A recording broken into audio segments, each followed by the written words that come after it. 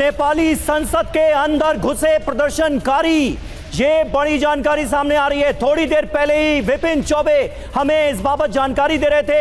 हालात बहुत बदतर होते नजर आ रहे हैं। नेपाल की संसद के अंदर प्रदर्शनकारी दाखिल हो चुके हैं। नेपाल की संसद भवन में इस वक्त गोलियों की आवाजें सुनी जा रही हैं। ये तस्वीरें आप देखिए, नेपाली संसद में प्रदर्शनकारी अंदर दाखिल हो चुके हैं। यानी यहां पर सुरक्षा बल जो भारी संख्या में मौजूद थे प्रदर्शनकारियों को रोकने के लिए, वो कहीं ना कहीं कमजोर पड़े हैं। प्रदर्शनकारी भारी पड़ते हुए नजर आ रहे हैं और नेपाल की संसद के अंदर अब प्रदर्शनकारी घुस गए हैं। नेपाल के वित्त मंत्री को सड़कों पर पीटा जा रहा है। नेपाल के पीएम ओली को प्रदर्शनकारी ढूंढ रहे हैं कि वो हैं कहां। जानकारी ये मिल रही है कि वो कुछ देर पहले हेलीकॉप्टर में अपने खास मंत्रियों को लेकर कहीं सुरक्षित जगह के लिए निकले। बिल्कुल, और देखिए तस्वीर एक बार फिर से हम आपको दिखाते हैं बिग वॉल के माध्यम से।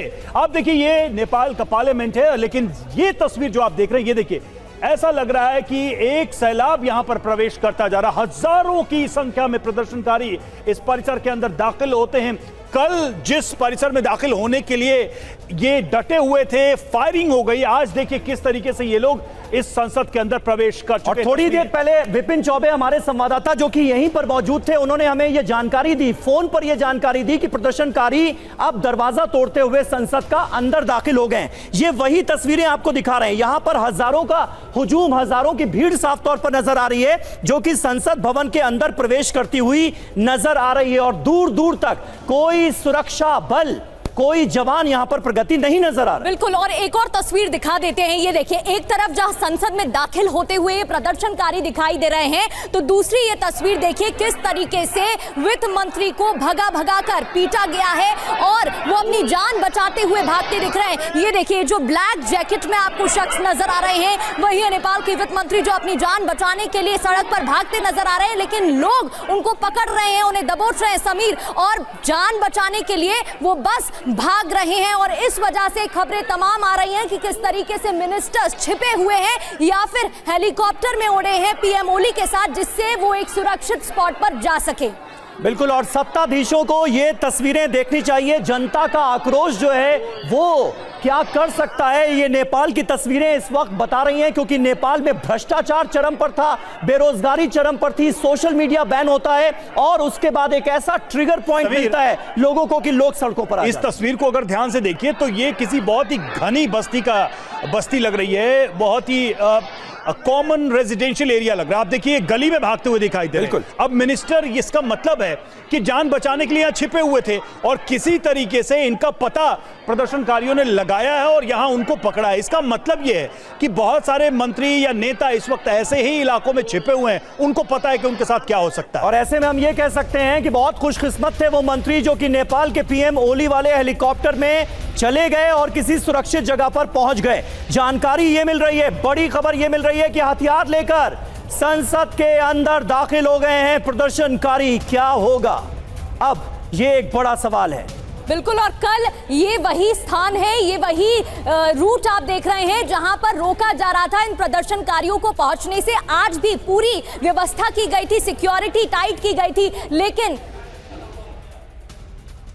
और ये जो तस्वीरें सामने आ रही हैं, जानकारी ये मिल रही है कि सेना के हाथों में जो हथियार थे वो अब प्रदर्शनकारियों के हाथ लग गए हैं। ये देखिए तस्वीरें, ये नेपाली मीडिया में जो तस्वीरें सामने आ रही हैं वो हम आपको इस वक्त दिखा रहे हैं। प्रदर्शनकारियों के हाथों में अत्याधुनिक हथियार अब नजर आ रहे हैं। स्थितियां बहुत खराब हो गई हैं, बहुत हालात बिगड़ते हुए नजर आ रहे हैं। नेपाल के संसद के अंदर दाखिल हो गए हैं हजारों की संख्या में प्रदर्शनकारी, और कुछ देर पहले तक सेना के जवानों के हाथों में जो अत्याधुनिक राइफलें नजर आ रही थीं वो अब प्रदर्शनकारियों के हाथों में नजर आ रही हैं। एक एक अपडेट लगातार TV9 भारतवर्ष आपको दे रहा है और इस बड़ी खबर पर अब मेरे साथ जुड़ रही हैं सुरभि शर्मा भी। सुरभि। बिल्कुल समीर, और ये सीधी तस्वीरें जिस तरीके से सामने आ रही हैं वो वाकई बड़े सवाल खड़े कर रही है, क्योंकि देखिए इस वक्त सिचुएशन पूरी तरह आउट ऑफ कंट्रोल हो चुकी है और भीड़ ने सेना के हथियारों को अब अपने हाथों में ले लिया है और वही हथियार लहराते नजर आ रहे हैं। ये प्रदर्शनकारी हथियार लेकर संसद में घुस चुके हैं। ये प्रदर्शनकारी सवाल अमर प्रधान जी आपसे, जो कि इस वक्त हमें ज्वाइन कर चुके हैं, क्या है इस वक्त सरकार का रुख? क्योंकि बड़े सवाल इस वक्त जो तस्वीरें सामने आ रही है खड़ी कर रही है। एक वो तस्वीर इस वक्त आपको बता दूं अमर प्रधान जी हम दिखा रहे हैं, जहां सुरक्षा कर्मियों के हाथ में या सेना के हाथ में जो हथियार और राइफल होती है वो अब इन प्रदर्शनकारियों के हाथ में है। सर जी, शुक्रिया हमें बुलाने के लिए, इस प्लेटफॉर्म के लिए। जैसे आप लोग यहाँ हमें ये सारी विजुअल भी आप लोग शेयर कर रहे हैं, जनता के हाथ में बंदूकें भी अब आ चुकी है। ये बड़ी दुख की बात है जो कल का जो हादसा हुआ, 20 लोगों के अराउंड 20 लोगों की जो मौत हुई, जो कल का हादसा हुआ था। मैं बारंबार ये बात बता रहा हूँ कि वो तो चाइना के टियानमेन स्क्वायर में जो हादसा हुई थी 1989 में, उस लेवल की वो वेरी डिप्लोरेबल हादसा है। ये मैं बारंबार बोल रहा हूँ। और मुझे ये बात की बहुत दुखी है, इतनी जनता, इतनी ये स्टूडेंट लोगों की जान गई। पर ये मुझे सुख इस बात की अभी लग रहा है कि ये आखिरकार हम जनता की जीत के कगार पर हैं, ऐसा मुझे अभी महसूस हो रहा है। और आप लोग भी ये न्यूज़ शेयर कर रहे हैं कि यहाँ के मंत्री लोग को कुछ सेफ लोकेशन पे सेना की हेलीकॉप्टर द्वारा सेफ लोकेशन पे उतारा गया है। इसका विजुअल भी हमने अभी देखा है विभिन्न चैनल पे। पर वो लोकेशन कहाँ पर है वो अभी तक पता नहीं चला है। आप भी बारंबार बोल रहे हैं कि केपी शर्मा ओली की लोकेशन को ये आंदोलनकारी ढूंढ रहे हैं, पर ये सेना की आर्मी के हेलीकॉप्टर द्वारा उनको बहुत ही कुछ खास जगह पे छुपाया गया है। अभी ये हालत ऐसी है। अमर प्रधान जी, मैं आपसे जानना चाहूंगा, देखिए अभी तो ये आंदोलन शुरू कैसे हुआ, ये क्रांति शुरू कैसे हुई? सोशल मीडिया प्लेटफॉर्म्स को बैन किया जाता है नेपाल के अंदर, क्या ये महज एक ट्रिगर पॉइंट था? दरअसल जनता बहुत ज्यादा आक्रोशित पहले से ही थी, भ्रष्टाचार के खिलाफ, बेरोजगारी के खिलाफ, और सोशल मीडिया बैन के फैसले ने एक मौका दे दिया जनता को सड़कों पर आने का और सरकार को उखाड़ फेंकने का। एब्सोल्युटली, जो हम बोलते हैं ना, ये सिमरिंग डिस्कंटेंट की बात होती है, सिमरिंग ग्रीवेंसेस की बात होती है, जो आग सुलगने वाली बात बहुत आगे से चल रही थी। ये दो तीन महीने से ये विभिन्न किस्म के वो आंदोलन तो यहाँ हो नहीं रही थी। और ये जो एक हफ्ते पहले जो सरकार ने सोशल मीडिया पे बैन कर दिया, उसने ये आंदोलन को ट्रिगर कर दिया। मगर ये आंदोलन की खास वजह सिर्फ सोशल मीडिया का बैन नहीं है कि जिस लेवल का करप्शन नेपाल में चल रहा है, जिस लेवल का घुसखोरी नेपाल में चल रही है, जिस लेवल से केपी शर्मा ओली की गवर्नमेंट को यहाँ पर जिस लेवल से नापसंदी कर रही है, उसी का ये, क्योंकि वित्त मंत्री को बीच सड़क पर घेराव करते हुए पीटा जा रहा है। सीधा ट्रैक करने की कोशिश की जा रही है कि ओली साहब इस वक्त है कहां। उनके घर को आग के हवाले कर दिया गया। पूरे संसद परिसर का घेराव एक बार फिर से ये करने की कोशिश कर रहे हैं, हाथों में हथियार लेकर लहराते हुए अब ये नजर आ रहे हैं। किस एक्सटेंट तक जाएंगे, कौन रोकेगा उन्हें, कैसे रुकेंगे ये तो अब ये तो $1 मिलियन जैसे क्वेश्चन हो गई। अब ये सवाल, ये आंदोलनकारी इस तरह से, ये आंदोलनकारी इनका कोई रिप्रेजेंटेटिव, कोई लीडरशिप नहीं है। जो जनरेशन जी कहलाते हैं लोग, कल जनरेशन जी का ये आंदोलन था, मगर आज तो ये पूरा देश का आंदोलन हो चुका है। पर इसका पूरा देश का आंदोलन हो चुका है। आज जब सुबह 7 बजे के करीब कुछ सीमित लोग ही बाहर आए थे, और जिनके बच्चों की हत्या हुई थी कल, जिनके बच्चों जो इंजर्ड हुए थे कल, वही सीमित लोग आए थे। पर जब 8-9 बजे के करीब तो ये पूरा मैसिव देशव्यापी ये बात सही कही आपने सर, ये बात आपने बिल्कुल सही कही कि अब ये नेपाल की जनता का आंदोलन हो चुका है, पूरे देश का आंदोलन हो चुका है। जहां नेपाल की संसद का ही एक और सबसे नया वीडियो अब सामने आ चुका है, और ये देखिए समीर, इस वीडियो के आधार पर कहना गलत नहीं है, सब पूरी तरह संसद के घेराव के लिए जो कॉल दी गई वो ऐसा करने में संभव हो सके। और यही वजह है कि अब लाखों की तादाद में ये प्रदर्शनकारी संसद के अंदर पहुंच चुके हैं, और संसद के अंदर ही आग लगा दी गई है। क्या ये भी खबर सही कि अब संसद का घेराव, लेकिन अब वहीं पर आग? देखिए, ऐसा नहीं है कि नेपाल की जनता को अपने देश से या अपनी संसद से प्यार नहीं है, बिल्कुल है। वो तो यही कह रहे हैं ना कि जब हम लोकतांत्रिक देश हैं तो जनता का प्रतिनिधि बनकर जब आप सिर्फ अपने लिए मलाई खाएंगे सिर्फ आप अपने परिवार का और अपने करीबियों का ध्यान रखेंगे और जो आम जनता है उसको गरीबी मिलेगी, भुखमरी मिलेगी, बेरोजगारी मिलेगी, उसका गुस्सा उतरा। कल जब जेनजी का प्रोटेस्ट शुरू हुआ तो नेपाल के प्रधानमंत्री और उनकी सरकार ने दो सबसे बड़ी गलतियां की। पहली गलती ये कि उन्होंने उस बच्चों के प्रोटेस्ट को डिस्क्रेडिट करने का काम किया कि देखो जी ये लोग तो मोबाइल जनरेशन है, मोबाइल के बगैर नहीं रह सकते, और जैसे ही हमने सोशल मीडिया बैन किया तो ये बिलबिलाते हुए घर से सड़क पर आ गए। इस तरह की बातें मंत्री कह रहे थे, बल्कि मैंने निजी तौर पर कई मंत्रियों से बात की, वो लोग इस तरह की बातें कर रहे थे। और उसके बाद जो दूसरी सबसे बड़ी गलती की, शर्मनाक गलती की, जब नेपाल की सरकार ने उन मासूमों पर गोली चलाने का आदेश दिया। सोचिए 2 दर्जन छोटे छोटे बच्चे मारे गए, सैकड़ों इस वक्त घायल हैं, और इसका परिणाम ये हुआ कि आज आप देख रहे हैं ये विरोध प्रदर्शन। मुझे अभी भी भरोसा है कि आप देखेंगे जब नेपाल की जनता संसद के भीतर होगी, ऐसा नहीं है कि वो संसद को ध्वस्त करने गए हैं, ऐसा नहीं है कि वो संसद को नुकसान पहुंचाना चाहते हैं, वो बताना चाहते हैं कि ये हमारी संसद है और यहाँ पर हमने चुनकर लोगों को भेजा था, और अगर वो जवाबदेह नहीं है तो उन्हें खाली करना पड़ेगा संसद, ताकि किसी दूसरे को जो नेपाल की जनता के लिए काम करेंगे उनको मौका मिलना चाहिए। लेकिन इस बीच हकीकत यही है कि संसद परिसर में आग लगा दी गई है, संसद परिसर में तोड़फोड़ हो रही है। और समीर, ये तस्वीरें देखिए जहां साफ नजर आ रहा है किस तरीके से इसी परिसर के हर हिस्से में ये प्रदर्शनकारी पहुंच चुके हैं। जी हां, अपार जन समूह इस वक्त संसद के भीतर प्रवेश कर चुका है। ये तस्वीरें इस वक्त हम आपको यहां वीडियो वॉल पर दिखा रहे हैं, जहां पर हजारों की संख्या में प्रदर्शनकारी संसद भवन के अंदर दाखिल हो चुके हैं। ऊपर आप देखिए छत पर भी आपको प्रदर्शनकारी नजर आएंगे, नीचे ये जो पूरा ग्राउंड है इसमें हर तरफ प्रदर्शनकारियों का जमावड़ा नजर आ रहा है। कुछ देर पहले तक सुरक्षाकर्मी भारी संख्या में इसी संसद भवन के बाहर अत्याधुनिक राइफलें लेकर खड़े थे ताकि प्रदर्शनकारी अंदर ना आ पाए। ऐसा लगता है कि सुरक्षा बलों ने पूरी तरह से सरेंडर किया। अब उनके हथियार जो हैं वो प्रदर्शनकारियों के हाथों में नजर आ रहे हैं और पूरा रेला प्रदर्शनकारियों का संसद के अंदर आ चुका है। आप तो यहाँ पर धुआं उठता भी नजर आ रहा है। ऐसा लग रहा है कि यहाँ ना सिर्फ तोड़फोड़ की गई है बल्कि आगजनी भी हुई है। ये देखिए समीर, इस हिस्से में अगर आप देखेंगे, एक तरफ सड़क का ये पूरा पैसेज जहां पर आपको यहाँ हजारों की संख्या में ये प्रदर्शनकारी नजर आ रहे हैं, दूसरी तरफ छत तक आ चुके हैं। और देखिए छत पर भी किस तरीके से यहाँ पर जो इनके हत्थे चढ़ रहा है सब कुछ तहस नहस कर रहे हैं। ये संसद परिसर की आपको हम ये तस्वीर दिखा रहे हैं, संसद भवन जहां पर अब प्रदर्शनकारी घुस चुके हैं। ये वो संसद भवन है जिसका घेराव सुबह से जब करने की ये कोशिश कर रहे थे तो पहले सुरक्षा बलें ने कुछ हद तक रोकने में कामयाब रहे थे। तब सुबह समीर, जो बात अभी मनीष ने जिक्र की, ये कह रहे थे कि हम संसद भवन का घेराव इसलिए करना चाहते हैं क्योंकि इन्होंने यूनिफॉर्म में मौजूद स्टूडेंट्स को गोली मार दी। क्यों गोली मारी, क्यों सीधे उनके सर पर गोली मारी गई? हम संसद का घेराव करना चाहते हैं। लेकिन इस वक्त की हकीकत है, जहां दोपहर का वक्त हम देख रहे हैं कि पूरे संसद की तरफ ये कूच कर चुके हैं और संसद परिसर के अंदर तक पहुंच चुके हैं जहां आगजनी भी हुई। बिल्कुल, और ये देखिए इस तरफ जो तस्वीरें हैं वो भी आप देखिए जरा। काठमांडू का ये बेहद नामी 5 स्टार होटल है, हिल्टन होटल, उसको आग के हवाले कर दिया गया है। बहुत बड़ी खबर समीर, नेपाल के पीएम ओली ने अब इस्तीफा दे दिया है और ये इस वक्त की सबसे बड़ी खबर, जहां विद्रोह के बाद पीएम के इस्तीफे को लेकर इस वक्त ये सबसे बड़ी खबर, नेपाल के पीएम ओली ने इस्तीफा दे दिया। समीर जी हां, और लगातार इस बात के आसार जताए जा रहे थे कि ऐसा मुमकिन है, ऐसा हो सकता है। मनीष, आखिरकार नेपाल के पीएम ओली को इस्तीफा देना पड़ा।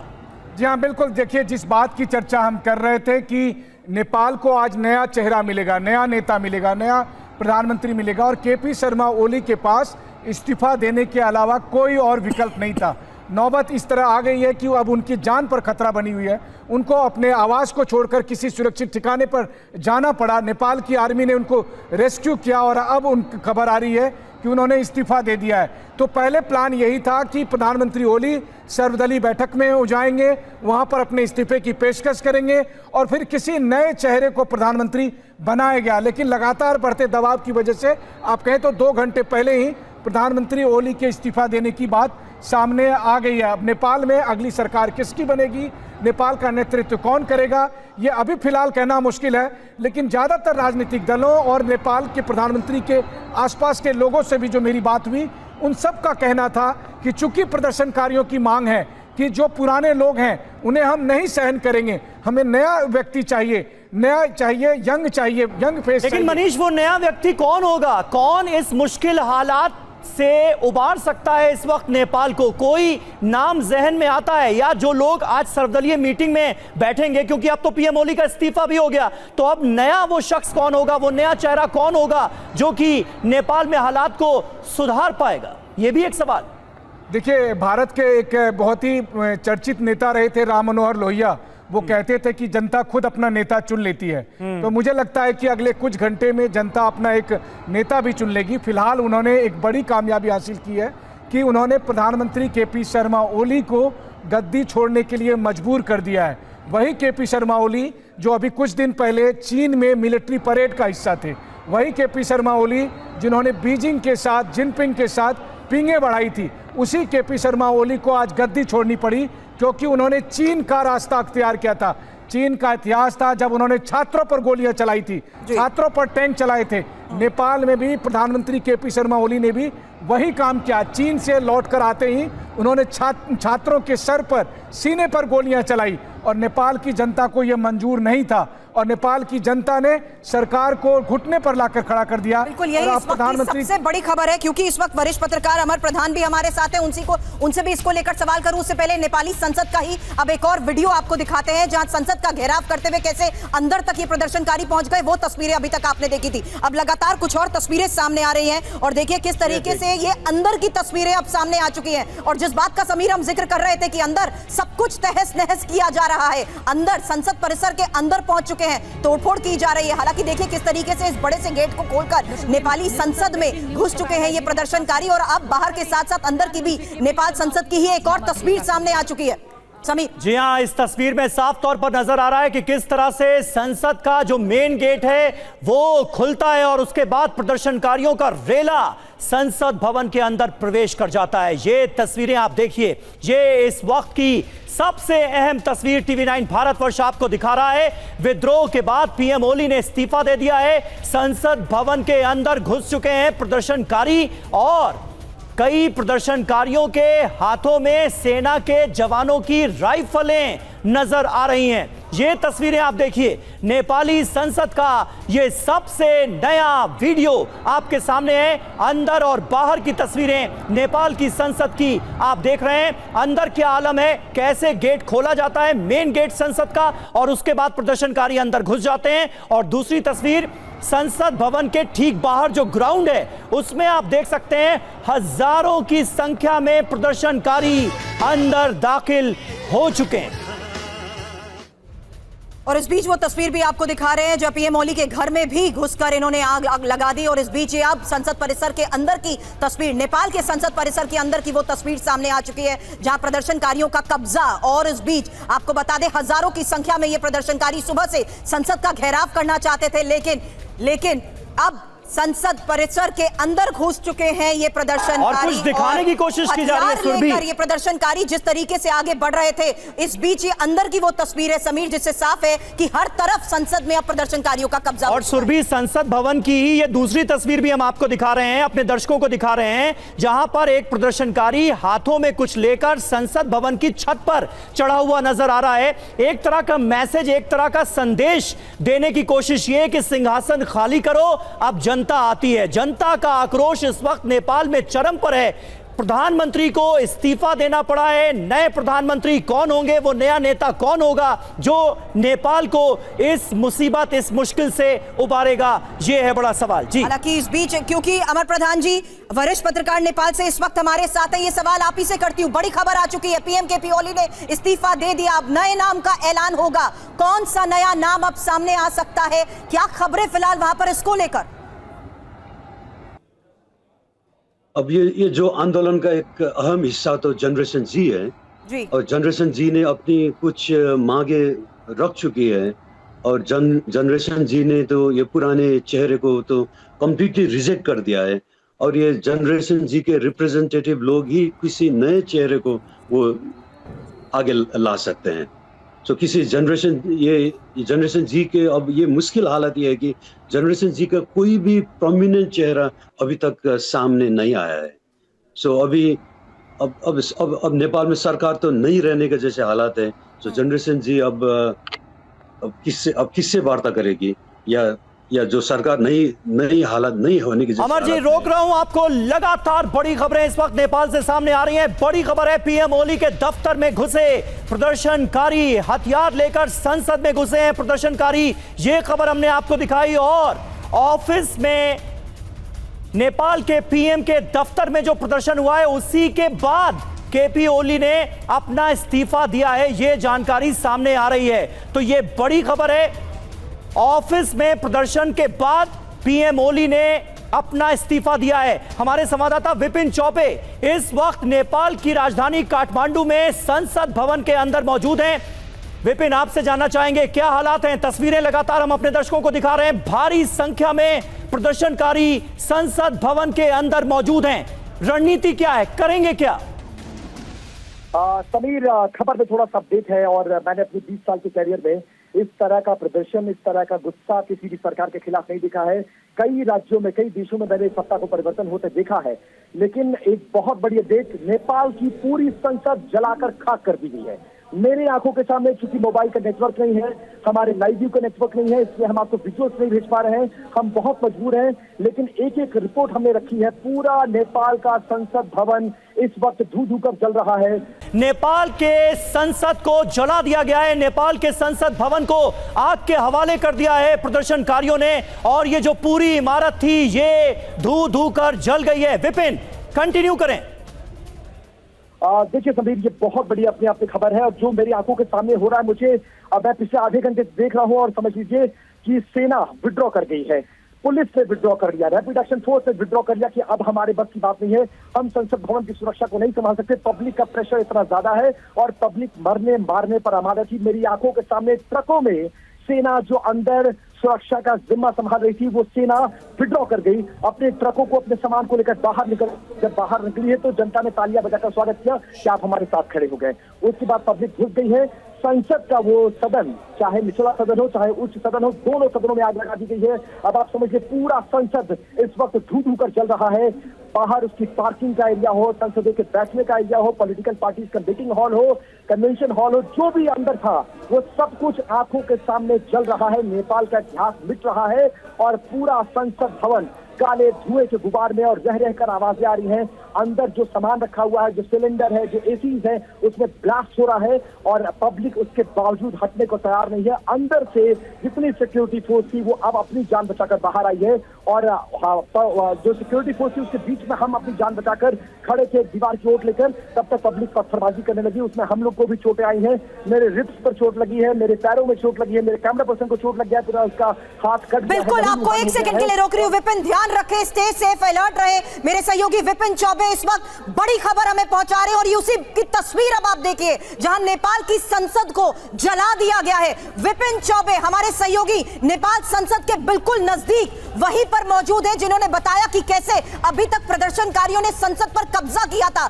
लेकिन अब नेपाली संसद को आग के हवाले कर दिया गया है और नेपाल की संसद को कैसे जला दिया गया उसकी ये पहली तस्वीर आपके सामने। प्रदर्शनकारी जो अभी तक संसद का घेराव करना चाहते थे, संसद परिसर में घुस चुके थे संसद परिसर में, लेकिन अचानक हुई आगजनी और उसके बाद की ही ये पहली तस्वीर इस वक्त TV9 भारतवर्ष आपको दिखा रहा है। और यहीं पर बिल्कुल इसी परिसर में ही मौजूद है मेरे सहयोगी विपिन चौबे, जो बता रहे हैं कि अचानक कैसे ही देखते देखते यहां पर आगजनी शुरू हुई, लेकिन अब पूरे संसद परिसर का ऐसा कोई हिस्सा नहीं बचा जहां काला धुआं नजर ना आ रहा हो, कोई ऐसा संसद परिसर का हिस्सा नहीं बचा जहां आग ना हो। मैं उम्मीद करती हूं विपिन आप सेफ हैं, अपनी आंखों देखी बताएं, क्योंकि अभी वो पहली तस्वीर हम देख चुके हैं जो बात आपने कही कि नेपाली संसद को आग के हवाले कर दिया गया है। विपिन, जहाँ सुरभि भगवान की कृपा से बच गया, आप समझ लीजिए। मेरे रिब्स में चोटें आई हैं, मेरे पैरों में चोटें आई हैं और जैसे तैसे आप समझ लीजिए जान बचाकर हम लोग भागे हैं। मेरी आंखों के सामने अभी मैं जब आपको ये रिपोर्ट फाइल कर रहा हूँ, जब मैं आपको फोनो दे रहा हूँ, मेरी आंखों के सामने नेपाल का वो ऐतिहासिक, जो नेपाल का इतिहास समेटे हुए संसद भवन है वो धू कर चल रहा है। पब्लिक जला रही है कि भ्रष्ट नेता इसमें बैठते हैं। नेताओं ने बैसी में बैठ कर पॉलिसीज बनाई और नेपाल को बर्बाद कर दिया। अपने बेटे बेटियों के लिए हजारों करोड़ जमा कर लिए, घर बनवाया, फैक्ट्री बनवाई, विदेशों में प्रॉपर्टीज बना ली और नेपाल की जनता तिल तिल कर मर रही है। जो जेन जी जनरेशन थी कल तक वो सड़कों पर थी और आज उसका साथ देने के लिए पूरे नेपाल की जनता, महिलाएं, बुजुर्ग, छोटे छोटे बच्चों को लेकर इस आंदोलन में इतना आक्रोश किसी भी सरकार के खिलाफ मैंने अपने कैरियर में नहीं देखा। और 20 साल के मैं अपने कैरियर में इस तरह से अपनी आंखों के सामने किसी देश में उसकी जनता के द्वारा, उसकी जनता के पसीने की कमाई से बनाई गई संसद भवन को जलते हुए नहीं देखा। बहुत तकलीफ भी हो रही है मुझे, लेकिन ये गुस्सा ये बता रहा है कि कितना लोगों में गुस्सा सालों से समेटे था। 16 सालों में 13 सरकार, अब आप समझिए एवरेज लगभग 1.25 साल एक सरकार काम कर रही है, 16 साल में 13 सरकारें चल रही हैं। और आप समझिए कि कितनी बार सरकारें सत्ता बनाती हैं, तोड़ी जाती हैं, भ्रष्टाचार होता है, आरोप लगते हैं, सब कुछ होता है, जनता कब तक बर्दाश्त करती है। लेकिन आज जनता का आक्रोश ऐसा फूटा कि सब कुछ बर्बाद हो गया। एयरपोर्ट को घेर लिया गया है, संसद भवन को जला दिया गया, मंत्रियों को घर जला दिए गए, प्रधानमंत्री को काठमांडू राजधानी छोड़कर भागनी पड़ी, सेना के कैंप में शरण लेना पड़ा है, सरकार गिर गई है, सरकार को इस्तीफा देना पड़ा। बड़े ताज्जुब की बात है विपिन, बड़े ताज्जुब की बात है, बड़ी चौंकाने वाली बात है। हैरत अंगेज तस्वीरें सामने आ रही हैं। नेपाली संसद को जलाकर खाक कर दिया गया है।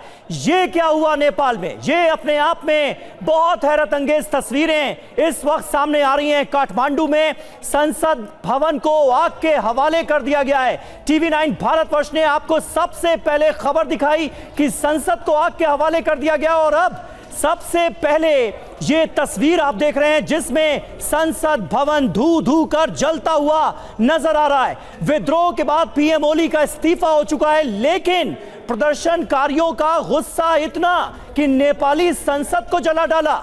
आखिर इस विद्रोह के पीछे कौन है? कहीं कोई विदेशी ताकत तो काम नहीं कर रही है?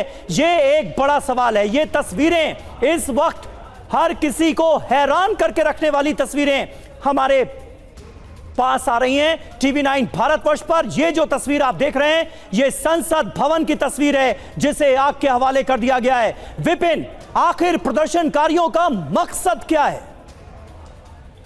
देखिए, वो सब कुछ डिस्ट्रॉय कर देना चाहते हैं। फेसलेस प्रोटेस्ट है और मिसगाइडेड मिसाइल की तरह जो जिसको जहां जो समझ में आ रहा है, कोई गाड़ियों में आग लगा रहा है, कोई पब्लिक को मार रहा है, कोई प्रेस वालों को मार रहा है, कोई रेलिंग तोड़ रहा है, कोई एयरपोर्ट में घुस रहा है, कोई मंत्रियों के घर में, कोई नेताओं के दफ्तरों को आग में लगाया जा रहा है। और सबसे बड़ा प्रतीक है किसी भी देश का, उसका संसद भवन, जिसका एक गौरवशाली इतिहास है। अब आप समझिए संसद भवन से क्या दुश्मनी हो सकती है?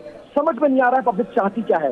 पब्लिक एक फेसलेस प्रोटेस्ट है जिसका कोई चेहरा नहीं है, मिसगाइडेड मिसाइल की तरह, जिसको जो समझ में आ रहा है वो ये कह रहा है। और पब्लिक सब कुछ डिस्ट्रॉय करने पर, मार्केट्स में आग लगा दी जा रही है, सड़कों पर आगजनी की जा रही है। कल तक संसद में घुसने की कोशिश और तोड़फोड़, और आज दोपहर तक आते आते पूरा संसद भवन धू धू कर जल रहा है। और अपने आप में ये चिंता का विषय है। भारत के लिए भी, हमारा पड़ोसी मुल्क है, हमारा बहुत गहरा उससे रिश्ता है, लेकिन जिस तरह के हालात इस वक्त नेपाल में है, उस पर भारत की नजर बनी हुई है। और जो मैं अपनी आंखों से तस्वीर देख रहा हूँ, वो हैरान करने वाला है, हिलाकर रख देने वाला है। मेरी आंखों के सामने पूरा संसद भवन जल रहा है, उसका कैफेटेरिया जल रहा है, उसका सदन जल रहा है, नेताओं के दफ्तर जल रहे हैं, ऑफिस जल रहे हैं, कैंटीन जल रही है, पार्किंग जल रहा है, वो परिसर जहां नेताओं के आने जाने, रुकने, बैठने, बात करने का जगह है, प्रेस ब्रीफिंग जहां होती थी, वो सब कुछ जलकर खाक हो गया है। बुझाने की कोशिश करने की कोई हिम्मत भी नहीं कर रहा। वजह क्या है कि जो बुझाने की कोशिश वो भी मारा जाएगा। मेरी आंखों के सामने rapid action force, Nepal police और तो और जो सेना इस संसद की सुरक्षा का कल से जिम्मा संभाल रही थी, वो बचा कर रखी थी, वो भी घुटने टेक दी कि अब हमारे बस की बात नहीं है। अगर अब हमने प्रोटेस्टर्स को रोकने की कोशिश की तो फिर बात बिगड़ जाएगी और सेना को ही मार डालेंगे। इसी वजह से सेना ने पहले हवाई फायरिंग, लगभग 200 से 500 राउंड मैंने गोलियों को चलते हुए देखा। हम जमीन पर लेट गए थे, दीवार की आड़ लेकर छुपना पड़ा, पुलिसकर्मी भाग खड़े हुए, और उसके बाद आप समझिए कि फाइनली सेना को बाहर निकलना पड़ा। और जैसे ही सेना ने विड्रॉ किया है, पब्लिक ने ताली बजाकर उनका स्वागत किया। और उसके बाद जितनी गाड़ियां अंदर खड़ी थी, सुरक्षा कर्मियों की गाड़ियां खड़ी थी, संसद का परिसर, पार्किंग, कैंटीन, सब में आग लगा दिया गया। और बहुत बुरे हालात, धू धू कर मेरी आंखों के सामने जलता हुआ नेपाल का संसद भवन। और पब्लिक मानने को तैयार नहीं है, क्या कुछ करने पर आमादा है। किसी से पूछने से क्या चाहते हैं? हम भ्रष्टाचार मिटाना चाहते हैं, हम सरकार को हटाना चाहते हैं, हम एक निष्पक्ष सरकार चाहते हैं।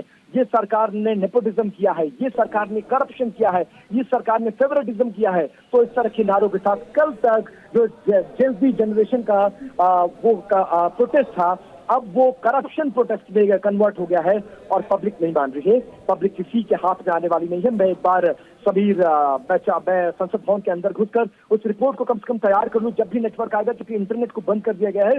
जैसे तैसे बहुत मुश्किल हालात में मेरा फोन कनेक्ट हो पाया है, तो मैं आंखों देखा हाल आपको बता पा रहा हूं, लेकिन हालात अच्छे नहीं है। पूरा संसद भवन जल रहा है, पब्लिक खुशियां मना रही है, तालियां बजा रही है और अंदर रह रहकर धमाके हो रहे हैं। एसी के जो कंप्रेसर्स हैं वो फट रहे हैं, इसके अलावा जो सिलेंडर कैंटीन में रखे हुए वो फट रहे हैं, गाड़ियों के टायर ब्लास्ट कर रहे हैं, अंदर के सुरक्षाकर्मी भाग खड़े हुए हैं, पूरा संसद जल रहा है और जनता बाहर खुशियां मना रही है। जी, तो यही तस्वीर हम आपको दिखा रहे हैं, जिसका जिक्र एक जानकारी हमारे सहयोगी इस वक्त नेपाल की संसद से विपिन चौबे हमें दे रहे हैं, क्योंकि नेपाल की संसद को कैसे जला दिया गया उसकी ये तस्वीर आपके सामने है और उसके बाहर मौजूद वो प्रदर्शनकारी जिसका जिक्र हमारे सहयोगी विपिन ने किया कि कैसे अब वो जश्न मना रहे हैं।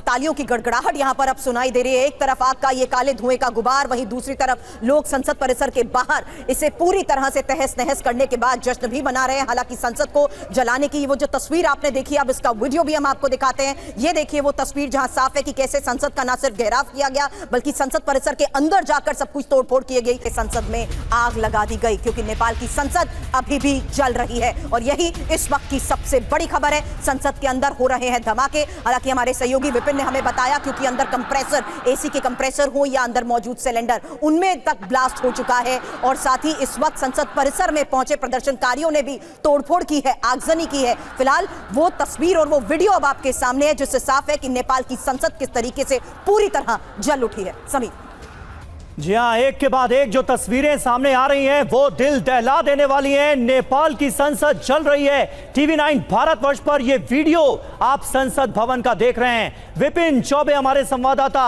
इस वक्त वहां पर मौजूद हैं। विपिन, क्या हो रहा है? तस्वीरें सामने आ गई हैं, वीडियो सामने आ गया है, जिस बात का आप जिक्र कर रहे थे, संसद भवन धू धू कर जल रहा है। जी हाँ समीर, बहुत तकलीफ हो रही है बताने को मुझे, क्योंकि संसद किसी भी देश का गौरव होता है और उसकी जनता कैसे भ्रष्ट नेताओं से तंग आकर, त्रस्त आकर पूरे संसद भवन को आग के हवाले कर दी है। ये बहुत चौंकाता है, हैरान करता है। और एक बार फिर से सेना अंदर जाने की कोशिश कर रही है और एक बार हम भी अंदर जाने की कोशिश कर रहे हैं और उस रिपोर्ट को तैयार करने की कोशिश करते हैं, जो शायद इतिहास में दर्ज हो जाएगी। लेकिन विपिन, समझ में नहीं आ रहा है। संसद भवन निश्चित तौर पर किसी भी देश का गौरव होता है, इसमें कहीं कोई शक नहीं है, लेकिन प्रदर्शनकारियों का ये कैसा गुस्सा है कि अपने ही देश के पार्लियामेंट हाउस को आग के हवाले करके खुशियां मना रहे हैं।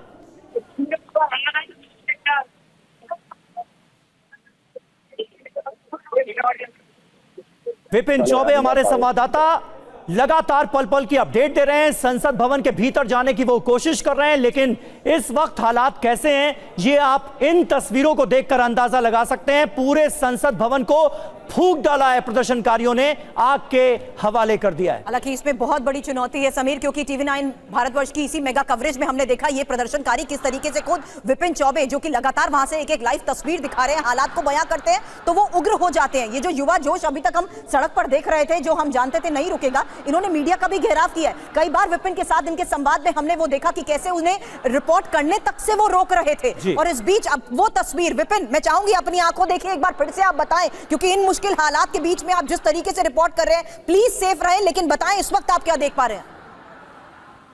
देखिए, सड़कों पर जनता भी है और गुस्सा उतना ही ज्यादा है और आक्रोश बढ़ता जा रहा है। सेना बाहर आकर खड़ी हो गई है, किसी को कुछ भी समझ में नहीं आ रहा है, जिसमें हाथ जो जा रहा है वो लेकर भाग रहा है। सड़क पर आग चल रही है, संसद भवन के अंदर आग चल रही है और हम एक कोशिश भी कर रहे हैं अपना जो लाइव नेटवर्क है वो कनेक्ट करने की, तो शायद देश और दुनिया में TV9 भारतवर्ष के जितने भी दर्शक हैं वो इस तस्वीर को देख सके और देख सके कि नेपाल में क्या कुछ हो रहा है। हम बहुत कोशिश कर रहे हैं और आप समझिए जैसे बसवी पानी के बिना तड़पती है, वैसे हम तड़प रहे हैं कि काश ये तस्वीर मैं आप तक लाइव पहुंचा पाता, लेकिन संभव नहीं है क्योंकि मोबाइल इंटरनेट को बंद कर दिया गया है। सड़कों पर आग लगी हुई है। संसद भवन के अंदर फायर ब्रिगेड की गाड़ियों से लेकर सुरक्षा कर्मियों की जितनी गाड़ियां थी सबको आग के हवाले कर दिया गया है। बिल्डिंग को जला दिया गया है। पूरा संसद परिसर काले धुएं से भरा हुआ है और बहुत हालात खराब है, लेकिन इंटरनेट बंद है, हम चाहकर भी रिपोर्ट नहीं कर सकते हैं। बहुत हालात खराब है फिर भी, और जो मैं देख रहा हूँ डराने वाला है, हैरान करने वाला है। और वो बता रहा कि अभी भी संसद भवन के अंदर आग लगने के बाद भी पब्लिक बाहर नहीं आ रही है। अंदर धुआं आंसू गैस के गोले सब कुछ है, लेकिन पब्लिक चाहती क्या है ये समझ में नहीं आ रहा है। पब्लिक चाहती थी कि सरकार इस्तीफा दे, सरकार का इस्तीफा हो चुका है, संसद भवन को जला दिया गया, एयरपोर्ट भेज दिया गया, पॉलिटिकल पार्टीज के दफ्तर की गई है, मंत्रियों को मारा पीटा गया है, प्रधानमंत्री देश छोड़कर भागने पर आमादा है, लेकिन पब्लिक अभी भी इंसाफ किस तरह का इंसाफ चाहती है समझ में नहीं आ रहा। लेकिन बहुत भयावह हालात है और संसद परिसर के भवन के अंदर जाना खतरे से खाली गई है, क्योंकि भीड़ का कोई रुख नहीं होता है। कब किस बात पर कौन आपसे नाराज हो जाए ये समझ में नहीं आ रहा है। और उस बीच में हम अपनी आंखों से देख रहे हैं जो बहुत डराने वाला है, बहुत हैरान करने वाला है। बिल्कुल विपिन हमारे सहयोगी बता रहे हैं कि इस मुश्किल हालात में कैसे वो सीधी ये तस्वीरें अपनी आंखों देखी इस वक्त बयां कर रहे हैं। हालांकि इंटरनेट सेवाएं क्योंकि पूरी तरीके से बाधित कर दी गई हैं, इसलिए विपिन हमें वो लाइव तस्वीरें नहीं दिखा पा रहे, लेकिन जो तस्वीरें अब तक हमारे पास सामने आई हैं उससे साफ है कि कैसे नेपाल की संसद का न सिर्फ घेराव किया गया बल्कि पूरी संसद को जला दिया गया है। और TV9 पर इस वक्त आप ये जो सबसे पहले तस्वीर देख रहे हैं उससे साफ है कि किस तरीके से अचानक यहाँ पर हालात, ये कुछ देर पहले की तस्वीर देखिए, जैसे ही संसद परिसर में ये प्रदर्शनकारी घुसने में कामयाब रहे, हर तरफ से इन्होंने कब्जा कर लिया, हर तरफ से ये प्रदर्शनकारी संसद के हर हिस्से तक पहुंचते हुए तहस नहस करते रहे सब कुछ। हालांकि देखिए जो बात विपिन कह रहे थे कि इन प्रदर्शनकारियों के बीच सेना भी उस वक्त कुछ नहीं कर पाई, इन प्रदर्शनकारियों के बीच पूरी तरीके से वहां पर मौजूद प्रशासन ने भी, पुलिस प्रशासन ने और सुरक्षा कर्मियों ने भी सरेंडर कर दिया, क्योंकि हालात पूरी तरीके से बेकाबू हो चुके थे, सिचुएशन पूरी तरीके से आउट ऑफ कंट्रोल हो चुकी थी। संसद परिसर में इनका कब्जा हो चुका था, चाहे छत हो या जमीन, हर तरफ कब्जा इनका हो चुका था। और ये देखिए छत पर मौजूद प्रदर्शनकारी किस तरीके से जश्न मना रहे थे, लेकिन उसी के कुछ मिनट बाद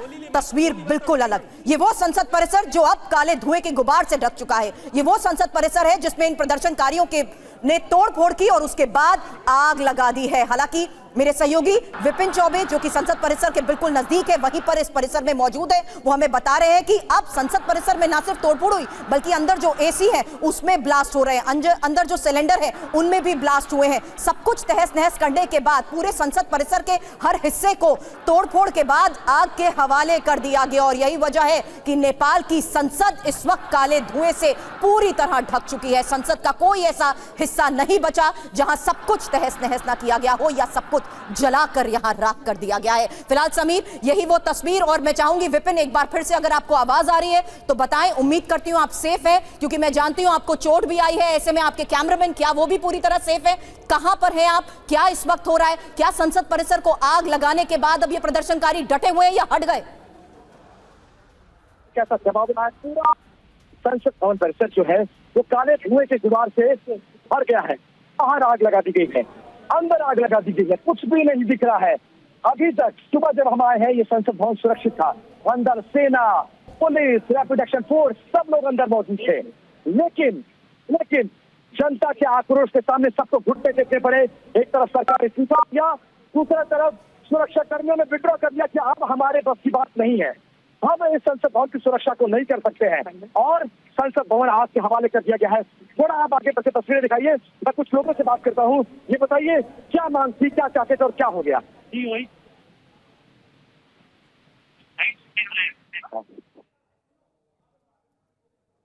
हाँ हाँ हाँ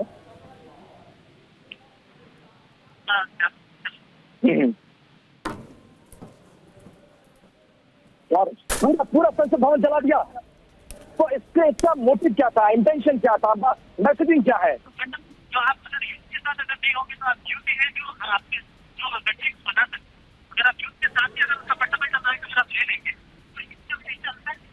तो आप अंदर चल के दिखाएंगे क्या मुझे? चलिए आइए आइए आइए, देखिए पब्लिक है, TV9 इंडिया फ्रॉम TV9, नहीं इंडिया भाई इंडिया, अरे यार ऐसे मत करिए।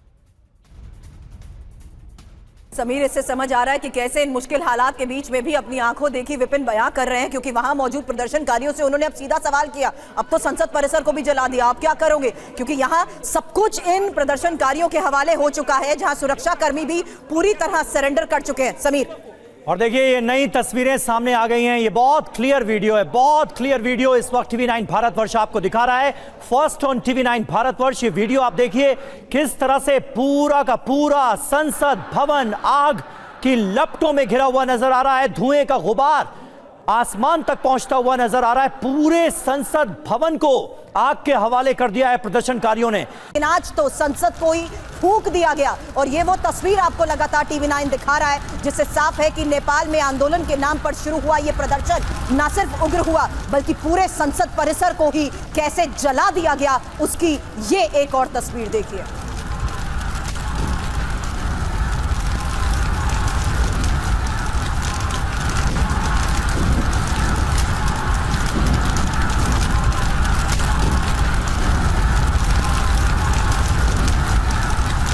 वाकई ये तस्वीरें भयानक हैं, भयावह तस्वीरें मनीष इस वक्त सामने आ रही हैं। पूरा का पूरा संसद भवन जलाकर खाक कर दिया गया है। मतलब ये कैसा गुस्सा है, ये कैसी नाराजगी है। सरकार के खिलाफ विरोध तो समझ में आता है, लेकिन वो इमारत जो हमारे देश की शान है उसे कैसे कोई आग के हवाले करके या फिर आग की लपटों में घिरा देखकर जश्न मना सकता है? ये सवाल हर किसी को हैरान कर रहा है। इसके पीछे कौन है? इस आंदोलन के पीछे कहीं कोई बड़ी शक्ति तो नहीं? देखिए, इस संभावना से इनकार नहीं किया जा सकता क्योंकि नेपाल की राजनीति पर बारीकी से नजर रखने वाले सभी लोगों को पता है कि ये अचानक नहीं हुआ था, बल्कि पिछले कुछ समय से इसकी तैयारी की जा रही थी। फिर चाहे वो भ्रष्टाचार विरोधी आंदोलन के नाम पर हो या फिर नेताओं के बच्चों या अफसरों के बच्चों को ही केवल मलाईदार जो अवसर मिल रहे थे, वहीं बाकी जनता को गरीबी और बेरोजगारी मिल रही थी। लेकिन इन सब से अलग अगर आप देखें तो आज संसद इसलिए फूंक दिया गया क्योंकि कल उनके बच्चे जब संसद जाने की कोशिश कर रहे थे तब उन पर गोलियां चलाई गई थी, और इसीलिए आज जब नेपाल की जनता संसद की तरफ गई तो उनका गुस्सा संसद पर था। तो ये वही संसद है जहां पर जाने से रोकने के लिए उनके बच्चों को मारा गया था। आप उन माँ बाप को सोचिए, उन भाई बहनों की सोचिए जिन्होंने अपनों को खोया था। उनका गुस्सा है जो इस वक्त आप नेपाल की संसद के ऊपर देख रहे हैं, जब उन्होंने उस संसद को ही जला देने का फैसला किया जिस संसद पर जब उनके बच्चे कल जाने की कोशिश कर रहे थे, तब पुलिस ने, सेना ने, सुरक्षा एजेंसियों ने न केवल रोका बल्कि उन पर लाठियां चलाई, आंसू गैस के गोले चलाए, और जब वो भी कम पड़ गए तो उनके चेहरे पर, उनके सर पर, उनके सीने में गोलियां दागी गई। तो आज नेपाल के लोगों को यही लग रहा है कि यही संसद है ना जिसको बचाने के लिए कल आपने हमारे बच्चे को मारा था, तो चलो आज इस संसद को ही खत्म कर देते हैं। इस मानसिकता के साथ आज नेपाल की जनता काठमांडू की ना सिर्फ सड़क पर मौजूद है बल्कि वो संसद पर अपना गुस्सा उतार रही है, वो उस सिस्टम पर अपना गुस्सा उतार रही है। खतरा, ये डर होता है क्या जब कोई आंदोलन, जब कोई क्रांति फेसलेस होती है? आंदोलन तो शुरू हो गया लेकिन इसे रोकने वाला कोई है नहीं। ये पूरी तरह से फेसलेस विरोध प्रदर्शन नेपाल की सड़कों पर हमें नजर आ रहा है, और ऐसा जब जब होता है तब तब अराजकता का खतरा होता है। क्या उसी अराजकता की चपेट में इस वक्त नेपाल नजर आ रहा है? देखिए, इस वक्त तो खैर नेपाल में अराजकता है क्योंकि आज नेपाल में कोई सरकार नहीं है, आज नेपाल में कोई सिस्टम नहीं बचा हुआ है, लोग सड़क पर हैं और जब जो मनमानी करना चाहें वो कर सकते हैं। लेकिन इसके बावजूद भी उम्मीद की जानी चाहिए कि अगले कुछ घंटे में एक बार जब उन्हें ये पता चल गया है कि प्रधानमंत्री ओली ने इस्तीफा दे दिया है, अब कोई सरकार नहीं है, अब इसके आगे क्या रास्ता बनता है? एक रास्ता तो यही है कि जितने भी पॉलिटिकल पार्टी हैं वो सब मिलकर एक सर्वदलीय सरकार की बात करेंगे। देखिए, बांग्लादेश के प्रोटेस्ट और इस प्रोटेस्ट में अंतर है। बांग्लादेश में जब छात्रों का प्रोटेस्ट हो रहा था तो वो बहुत ऑर्गेनाइज तरीके से था, उसके कुछ लीडर्स थे, उनके पास एक फ्यूचर प्लान था कि हम आगे कैसे बढ़ेंगे। हो सकता है कि ये लोग भी बांग्लादेश से सबक सीखे, उस तरह का कुछ करने की कोशिश करें। लेकिन अभी फिलहाल जो नेपाल के तमाम पॉलिटिकल पार्टी है वो सोच रहे हैं कि सब मिलकर एक सर्वदलीय सरकार बनाए और फिर आगे जब लोगों का गुस्सा खत्म हो फिर उसके आगे कोई समाधान निकालने की कोशिश करे। तो देखना होगा, अगले कुछ घंटे बेहद क्रूशियल है। यहाँ से नेपाल की सोच जाता है। क्या है इसी को लेकर सीधा सवाल यहाँ पर मौजूद प्रदर्शनकारियों से हमारे सहयोगी विपिन चौबे ने भी किया। विपिन, अब अगर आपको आवाज आ रही है तो जरा बताएं जरूर कि इस वक्त स्थिति क्या है, क्योंकि आप जब यहाँ मौजूद अंदर परिसर में प्रदर्शनकारियों से बात कर रहे थे वो भी हमने सुनी। हालांकि नई तस्वीरें अब आ गई है। विपिन, 1 मिनट में आपके पास आती हूँ क्योंकि एक और तस्वीर सामने आई है जिसमें समीर जिस बात का हम जिक्र कर रहे थे, कहीं से भी तस्वीर को कैद कर लीजिए, हर तरफ सिर्फ काले धुएं का गुबार नजर आएगा क्योंकि पूरे संसद परिसर को हर हिस्से में ना सिर्फ तोड़ दिया गया, तोड़फोड़ हुई, बल्कि पूरी की पूरी संसद को जला दिया गया है। यही इस वक्त नेपाल में हुए विद्रोह के बाद की पहली और सबसे बड़ी हकीकत है विपिन, जहां संसद परिसर में तोड़फोड़ और आगजनी के बाद अब आगे क्या? यह सवाल आपने अंदर प्रदर्शनकारियों से भी किया, क्या कहा उन्होंने? देखिए वो उनको समझ नहीं आ रहा। बेसिकली है क्या कि ज्यादातर जो प्रदर्शनकारी है वो 15 साल से लेकर 35 साल और 40 साल के बीच में है, तो यंग एज है, जो जेन ज़ी जनरेशन कहा जा रहा है उसमें, और उसमें 2-4-5 साल और ऐड कर लीजिए आप। और कोई फेस नहीं है, कोई पॉलिटिकल पार्टीज नहीं है, कोई एनजीओ नहीं है कि जो लीड करे और जो ये बताए कि आप ये करना, आप ये करना है। जब लाखों की संख्या में जनता सड़कों पर होती है और वो बंद कर रही हो, आप समझ लीजिए, तो आप उनको काबू में नहीं कर सकते। मैंने पूछा कि अब क्या, आपने संसद चलाकर आपको क्या मिला? उनके पास जवाब नहीं है। वो चाहते थे कि सत्ता हटनी चाहिए, प्रधानमंत्री का इस्तीफा होना चाहिए, ये जेन्युइन डिमांड हो सकती है। डेमोक्रेसी में जनता ये मांग कर सकती है, लेकिन संसद भवन को चलाना कहीं से भी कोई जस्टिफिकेशन नहीं है, आप समझ लीजिए। और लोग जश्न मना रहे हैं, लोगों को समझ नहीं आ रहा कि वो क्या करें। बेसिकली उनको पता ही नहीं है कि ये लोकतंत्र का मंदिर है और यही बैठकर उनके लिए पॉलिसीज बनी थी। नेता गलत हो सकता है, सदन गलत कैसे हो सकता है?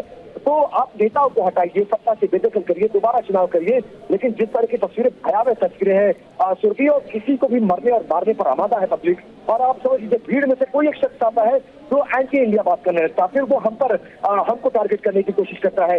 फिर मतलब कोई खाना है, उसमें से भी कुछ लोग नशे में है, कुछ लोग किस माइंडसेट के हैं, कोई किस विचारधारा का है, समझने और किसी को आइडेंटिफाई करना बहुत मुश्किल है।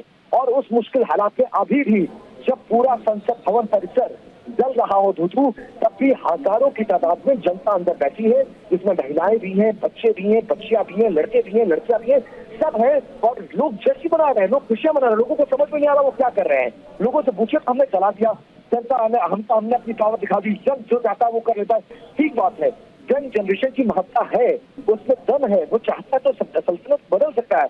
लेकिन संदेश क्या देना चाहते हैं? और जो मैं तस्वीरें से भी देख रहा हूँ, पूरा परिसर जल रहा है, रिसेप्शन जल गया, सदन जल गया, जहां पर लोकसभा की बैठक हुआ करती थी, मिनिस्टर का कमरा, प्राइम मिनिस्टर का कमरा, कैफेटेरिया, पार्किंग, सिक्योरिटी पर्सनल के लिए सीसीटीवी कैमरे कमरे जो थे वो सब कुछ धुधु कर जल रहा। पूरा परिसर धूप ऐसे अंधेरे में है कि बाहर से 50-100 मीटर से भी परिसर के अंदर की कोई चीज नजर नहीं आ रही है। बड़े से बड़े ट्रकों को पलट दिया गया है, उनके टायर ब्लास्ट कर रहे हैं, एसी के जो कंप्रेसर है वो ब्लास्ट कर रहे हैं, कैंटीन में रखा सिलेंडर ब्लास्ट कर रहा है। और खतरा इतना ज्यादा है अंदर, उसके बावजूद पब्लिक बाहर निकलने को तैयार ही नहीं है। पब्लिक को समझ ही नहीं आ रहा वो चाहते क्या है। और लोग अंदर खुशियां मना रहे हैं, जश्न मना रहे हैं। सेना सोचिए कितनी कैपेबल होती है। सेना विपिन, एक सवाल आपको रोककर पूछ रही हूँ, क्या इस परिसर में आग लगाने से पहले क्या इसी परिसर में फायरिंग भी हुई थी? क्या इन सबको यहाँ पर रोकने की कोशिश हुई थी और उसी दौरान हवाई फायर हुआ था? क्या यही वजह थी कि ये और उग्र हो गए और उन्होंने सीधा आगजनी कर दी? नहीं, देखिए वो आखिरी रास्ता था कि सेना ऐसे ही आपको हैंड ओवर कैसे कर सकती है। सेना कैसे सुरक्षा में तैनात है। कल गेट तोड़ा गया था, सिक्योरिटी पर्सनल के रूम में आग लगा दी गई थी, बैरिकेड तोड़ दिया गया था, और आज भी उसके हिसाब से। लेकिन मुझे लगता है कि कल की घटना से सीख नहीं ली गई और डिप्लॉयमेंट उतना नहीं हुआ, क्योंकि यहाँ कम से कम 10,000 की फोर्स होनी चाहिए थी। नेपाल सरकार के पास कितनी फोर्स है इसका अंदाजा मुझे नहीं है, लेकिन जिस तरह की पब्लिक थी, जिस तरह का एप्लीकेशन था, जिस तरह की डिमांड थी, कम से कम 10,000 पुलिस पर्सनल होते और सख्ती के साथ होते तो शायद। अच्छा, दूसरी बात, कल के एक्शन के बाद जो नए बच्चों की मौत हुई, जिसमें 13 साल से लेकर और 28 साल तक के बच्चे हैं, जो 21 लोग मारे गए हैं, उनको लेकर भी बहुत ज्यादा आक्रोश था। और वो आक्रोश 10-11 बजे तक परवान चढ़ा है। और सेना जो अंदर सुरक्षा संभाल रही थी, एक बार जब भीड़ तोड़कर अंदर घुस गई है और आगजनी शुरू कर दी, तो पब्लिक को डराने के लिए लगभग 500 राउंड अप, सोचिए कि जो गेट पर पुलिस पर्सनल एएसपी जो तैनात थी वो छोड़कर भाग गई है। और उनके बीच में हम जमीन पर लेटकर हमने अपनी जान बचाई है, क्योंकि गोली का कोई रुख नहीं होता। हवाई फायर चल रहा था, कोई भी गोली कौन सा रूप लेकर किस तरफ चली जाए कुछ नहीं पता है, लेकिन पब्लिक हिलने को तैयार नहीं, हवाई फायर से नहीं डर रही थी। अंततः 500 राउंड से ज्यादा फायर करने के बाद सेना ने कहा या तो सीने को गोली मारनी पड़ेगी, जिसका ऑर्डर नहीं था। और कल उनको ऑर्डर पालन करने का परिणाम यह हुआ कि स्कूल के बच्चों तक को गोली लेती है। और आज सीने पर और पैर से गोली मारने से सेना ने इनकार कर दिया, हवाई फायर किया। लेकिन उसके बावजूद जब जनता नहीं डरी, उसके बाद सेना ने कहा कि हम विड्रॉ कर रहे हैं।